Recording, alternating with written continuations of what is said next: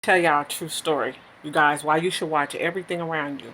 Okay, so where I live at, this white man, he would astral project in my house, right? And I have like these spiritual gifts, and I'm not going to go and say it in the internet because you're not supposed to tell everything when you have gifts. So, to where I know where he live at. After a while, the Lord gifts you to where you can see things and know where people live at, right? So that is called the depth of God, you know. And it can't be, it has nothing to do with psychic. You have to be born like this, okay? It has nothing to do with laying on of hands. It's just the way you was born. Southern people, they hide their gifts a lot. You have a lot of people that tell everything. Some gifts you just can't tell because people too evil and they too damn wicked right now. So this white man, he would astral project in our house. First he would be at the door, sometimes he would be in the bathroom, and he would wave at the children. I'm like, what's going on in here? Why you want to bring your ass, your white ass in my house? This is my domain, my dominion, you know? And so as time went on, so the gift that I had, the anointing I had, started telling me the street he lived on, the house he lived on. Because I'm like, what are you doing in my house?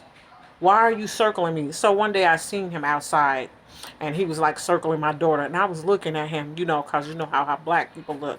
And I'm like, what the, you know? And I'm like, what are you doing in my house? You know, saying in my mind to this, you know.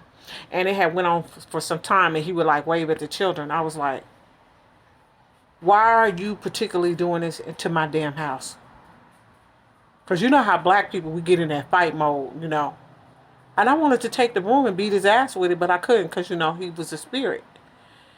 And I'm looking like, why is this motherfucker following me around my house?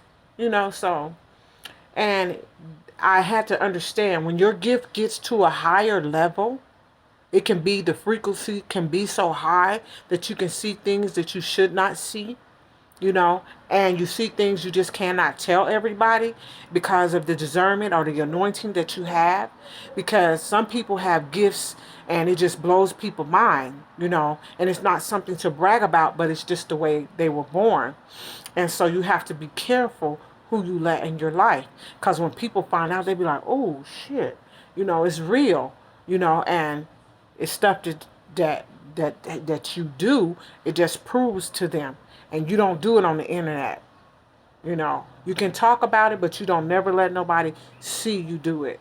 And then people tell you that, you know, that this person, you know, can do that because they love God so much that they're gifted to do certain things.